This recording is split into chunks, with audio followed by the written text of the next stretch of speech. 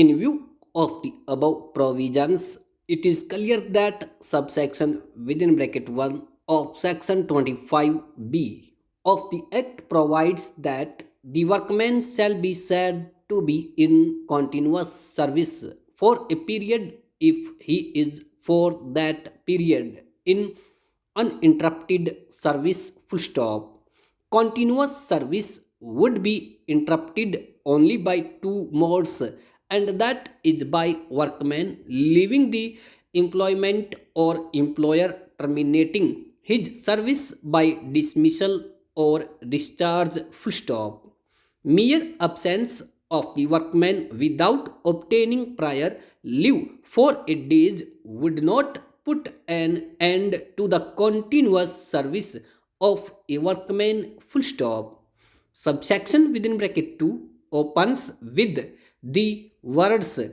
where a workman is in continuous service within the meaning of subclause within bracket 1, and these words unmistakably indicate that the legislature has desire and intention to cover the cause even of those workmen who were not in continuous service for the purpose of retrenchment full stop. Mere fact that the workman had not worked for 240 days in some years during his long employment would not debar him from claiming entire amount of retrenchment compensation as provided under section 25F of the ID Act full stop. Mere fact that during some years in his long period the workman had not worked for 240 days is not an answer to deprive him of the retrenchment compensation by ignoring the entire period full stop. Once it is proved and oblique or found that the workman is in continuous service, then it is wholly immaterial whether he has worked for a particular number of days in a particular year full stop. The contingency which demands the worker to work for a period of 240 days as provided by subsection within bracket 2 of section 25B of the Act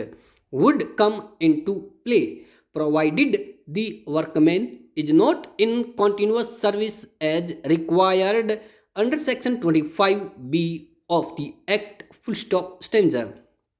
Both on principles and on precedent, it must be held that section 25B within bracket 2 provides a situation where the workman is not in employment for a period of 12 calendar months but has rendered service for a period of 240 days within the period of 12 calendar months and commencing and counting the backward from the date of retrenchment if he would be deemed to be in service for the purpose of section 25B and chapter 5A, and once it is found that the workman is in continuous service under section 25B within bracket 1 of the Act and the workman is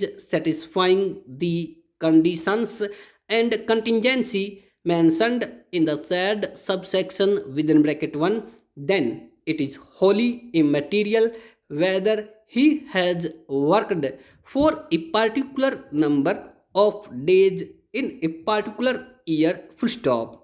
Contingency which demands the worker to work for a period of 240 days as provided by subsection within bracket 2 of section 25B would come into play provided the workman is not in continuous service as required under section 25B within bracket 1 of the ID Act stop.